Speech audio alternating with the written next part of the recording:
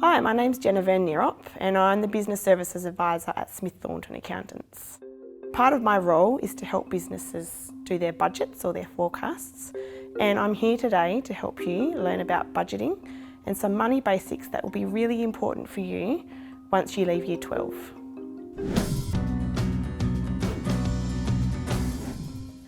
So what's going to happen after you leave Year 12?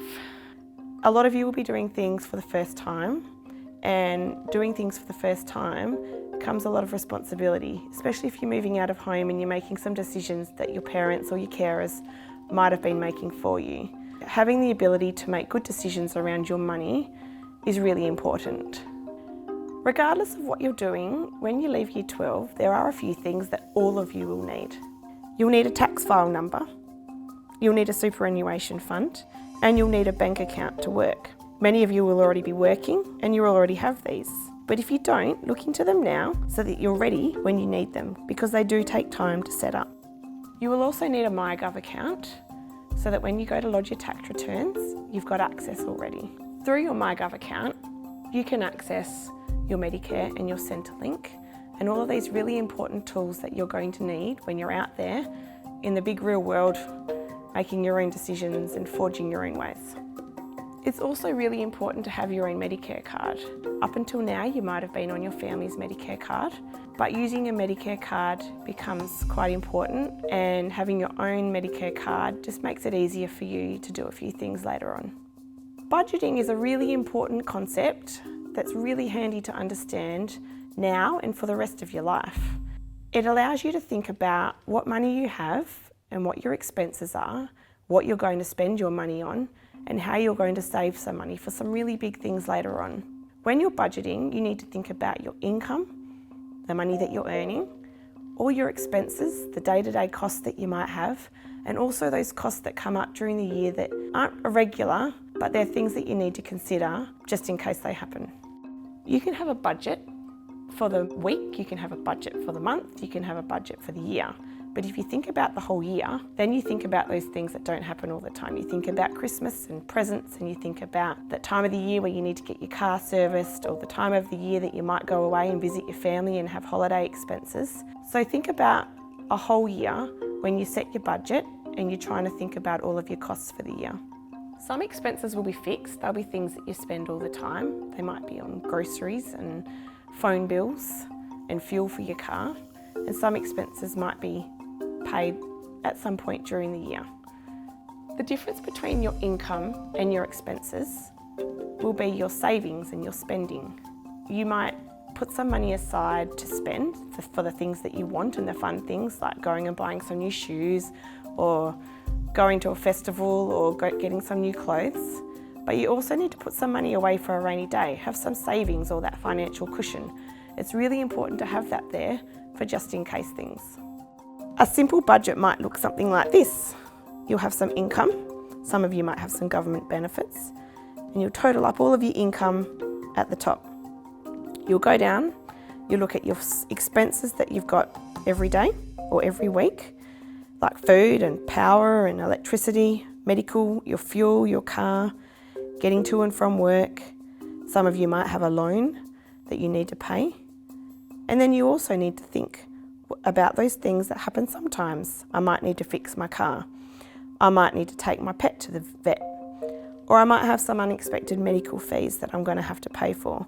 So you'll budget for that and you'll set some money aside to be able to afford to pay for those. Once you've taken away all of those expenses from your income, you've got your leftover money, which is what you allocate to your spending and your savings. In this example, I've given $100 a week to spending, and then we're putting away $5,100 to savings. It's also really useful to look at your budget and think about, what did I actually spend and what did I actually receive, and why are there differences? Is my budget unrealistic, or have I just been spending too much money? When you're really annoyed at your budget, think about and have a really good goal at the end for your savings. Think about something really important that you really want and keep that in mind when you're putting money away each week or each month to your savings, so it can keep you driven throughout the year to not touch that money that you're putting away. If you're a really bad saver, it might even be handy to have another bank account if the bank doesn't charge you too much money for this, because you can put it in that account and you know that any money in that account you don't touch. So if you're saving for your car and you know that you need to save up a good deposit to go and get it, or you want to save up cash to go get your car, put it in another bank account, don't touch it, and just let it grow. There are lots of tools and resources that you could search for online if you really want to learn more about budgeting. It's a really important tool for you guys to understand, so get online and search for some of these things. Different things will work for different people. You can go and look at websites and look at those resources. You can use tools and apps. Some of the major banks have great budgeting apps. You could go to Money Smart. You can read app reviews on Google. There's also some really great books if you like to read books. If you like watching Sunrise, or Koshi, who used to be on Sunrise, he also has some great budget planning tools that you can use if it's something that you want to learn more about. Tax is a really boring topic, but unfortunately, tax is something that we all need to pay. So if you can learn even the basics about tax, it will be a really good thing for you to know. When we work, we pay tax, and our employer takes some of our money and gives it to the tax office. The government uses tax to pay for services that everyone uses, like schools, hospitals, medicine, doctors, parks, playgrounds, roads and railways. The more money you earn, the more tax you pay. If you earn less than the tax-free threshold, which at the moment is $18,200, you don't pay any tax. But as you earn more money, you pay more money to the government. If you've had a job during school, you may not have earned enough money for your employer to take some tax out of your pay. But as you leave school and you earn more money, you will notice that your employer starts taking some money out. This is called pay-as-you-go withholdings. It's your employer putting some money away, paying it to the ATO throughout the year, so that at the end of the year you don't have a giant tax bill that you need to pay back and find money for. If during the year you've paid too much tax, you'll get a refund, which is great. If throughout the year you haven't paid enough tax, then you're going to owe the ATO some money. If you're a terrible saver, you can actually use pay-as-you-go withholdings as a way of saving money. You can ask your employer to withhold more tax than they need to, so at the end of the year, when you lodge your tax return, you get a big amount paid back to you that you can use to put towards big ticket items, or even to put into a separate savings bank account to save for your car or that big thing that you're looking to buy. If your only income is the wage that you earn, then it's really simple to do your tax return online yourself. You can do this via My Tax, which can be accessed through MyGov or the ATO app. When we earn, we pay superannuation to our superannuation fund. Super is a way of saving up money throughout your working life so that when you retire, you've got some money to live off when you're no longer working. This is the government's way of forcing us to save, essentially, while we work, and it's your employer's responsibility to take superannuation from your pay and put it into your super fund. Be careful when choosing your super fund. Look out for fees. You don't want your hard-earned money to get eaten up by fees. Do research. If you want to look at moneysmart.gov.au, they have great articles around some of the things to look out for when you're choosing your super fund. Don't worry if you choose the wrong one. It's easy enough to change it later. But the important thing is to try and only have one super fund. It makes it easier for you to keep track of your super, and it also ensures that you're not paying too many fees and seeing all of your hard-earned money getting eaten up by fees over the years. Always check your pay slips and make sure that your employer is putting super on your pay slip. Then always check your super fund to make sure that that money is entering your super fund. If you find that this is not happening, make sure you approach your employer and ask them about it. And if that doesn't help, then contact the ATO to follow it up. It's really important that throughout your working life, you make sure you're getting your super paid to you. If you leave school and you become a contractor, you need to also think about putting money away in super for yourself. You're not going to have a boss that will do this for you, so you need to make sure that you have a super fund and you're putting regular contributions into your super fund so that when you retire, you do have some money. If you're working for your uncle or getting paid cash or anything like that, and you're not getting regular super contributions put into your super fund by your boss, then you need to make sure that you're doing this yourself. Sometimes we really want something now that we can't afford. Banks can offer you a loan that allows you to buy something now and pay it back over many years. But when the banks offer you a loan, they're providing you with a service. And when someone provides you with a service, they charge you a fee. The fee that the banks charge you is called interest. So when you take out a loan, you're not only paying back the amount that you borrowed, so if you bought a $20,000 car, you're not only paying back $20,000, you're also paying back interest, which can end up actually being quite expensive. If you're considered to be a high-risk lender, you will be charged more interest. Interest can make buying something much more expensive than you really realise. So before you sign a loan agreement, ask yourself, do I really need this now, or could I save up for longer? Do I need to spend this much money? Can I afford this loan? Could I get a lower interest rate from another bank? I'm now just going to go through some quick examples to show you the impact that interest rates and other things to do with loans have on the amount of money that you end up paying for something that you buy. In this example, I'm showing you the impact that interest has on buying a $20,000 car. So you're going to pay this car back over 5 years.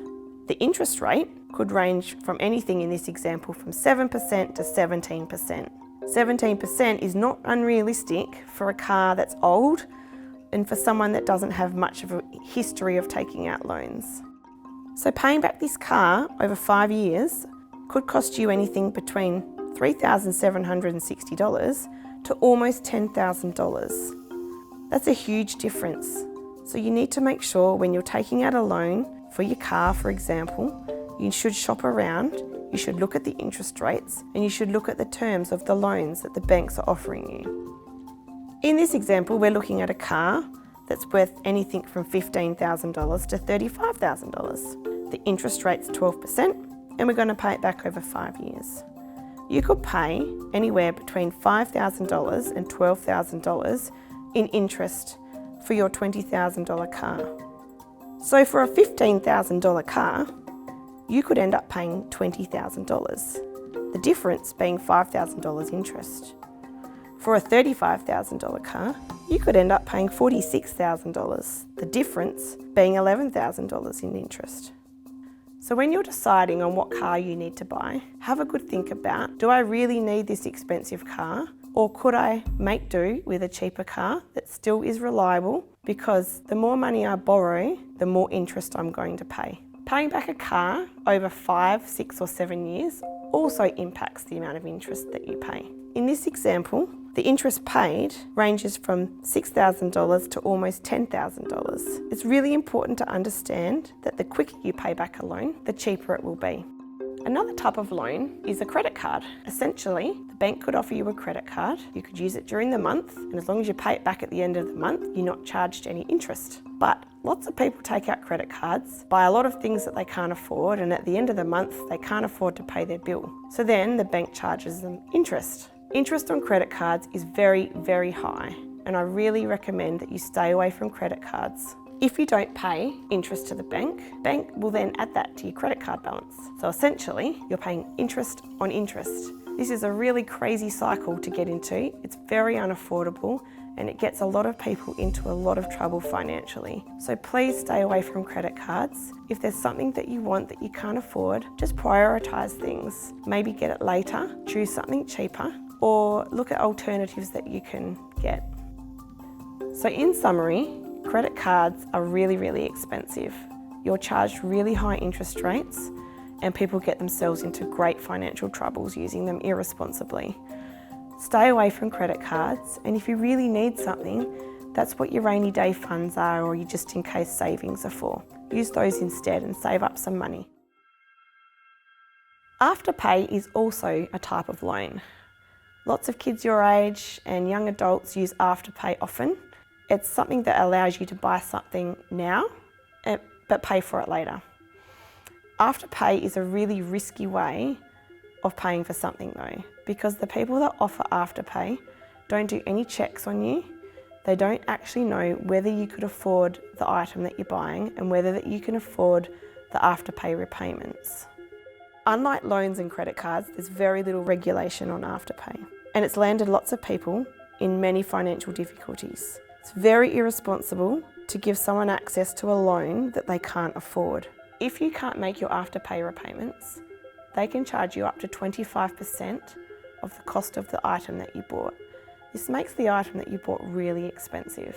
On top of that, if you used a credit card to link to your afterpay account, all of those late fees that you then might not be able to afford are then charged interest. So you're paying interest on top of late fees. You get yourself into a really crazy cycle and it becomes really unaffordable for you. So stay away from afterpay unless you're 100% certain that you can actually afford the repayments. Better yet, save up and use your savings for those items that you can't afford right now with your everyday money, but the money you've put aside, either for your spending or your savings, you could use that instead. When you're applying for a loan or for credit, the bank will look at your credit score. Credit score might be something really boring to you now, but decisions that you're making now could impact your credit score for later when you need to buy a house, or you want to start your own business and you need some money, or when you want to buy a car later. The higher your credit score, the less risky they think you are, which will give you access to lower interest rates or cheaper loans. Alternatively, the lower your credit score, the riskier you are in terms of not being able to repay a loan. In this situation, people often resort to using loans offered to them by what we call loan sharks. Very, very high interest rates charged to people that are desperate for money that they can't afford. Stay away from these types of loans and make good decisions now so that when you need to access debt later, you can do it at lower interest rates. If you want to check your credit score, visit moneysmart.gov.au and search for credit score. So, what are the things that you're doing now that could impact your credit score later? Have you missed any credit card repayments or loan repayments? Maybe not yet, but later on you might. Do you pay any of your bills late? Are you using Afterpay and have you missed any Afterpay repayments? A little bit later on, when you're living from pay to pay and you need a bit of money, are you looking for loans that get you from payslip to payslip? Have you forgotten to update your details somewhere, which could make you hard to find? Banks don't want to be in trouble trying to find you when you owe them money. And are you always looking for loans or credit? Basically, if you're always looking for money or paying things late, this will give you a lower credit rating and make you pay higher interest rates later. Another important tip is to always shop around when you're making decisions that involve money. This might be in relation to simple things like which phone plan am I going to use, or what mechanic am I going to use to service my car each year? Or it might be around big things like I'm going to buy a house and what loan am I going to use and what bank am I going to go to. The important thing to remember is that when you're making these decisions, ask all the questions that you need. Don't feel silly asking questions. You need to understand all of the terms and conditions of any financial contract or any financial decision that you're going to make. You work really hard to earn your money, so you have the right to ask all the questions that you need to in relation to things when it comes to spending your money. Lastly, we're going to talk about phishing and scams. Every day we hear really horrible stories about how people lose money to scammers, all of their hard-earned money, on very simple scams that people fall for. It's really important that you educate yourselves on the warning signs to look out for when it comes to phishing and scams. Phishing is when people are phishing around looking for your data and looking for information about you that they then use against you later to access money or to take out loans in your name or to get your passwords to your accounts and take away your money from your bank accounts possibly. There are various types of scams. They can get access to your details or your accounts. They can steal your passwords. They can pretend to be you to access money. They can even redirect payments from your bank account to different bank accounts. Whatever scam it is, it's always aimed at getting your money. Visit moneysmart.gov.au, search for banking and credit scams to learn about the key warning signs and things to be mindful of. Thank you for listening to me today, and I really hope that you guys learned something. If any of this interests you and you wanted to learn more about it, Just get online and search for any of the key topics. There are heaps of really great resources that you could use to educate yourselves. My biggest bit of advice would be to educate yourselves around anything to do with money and make sure you really understand what it is you're doing before you enter into any type of agreements or loans or anything like that. Thanks for your time, guys.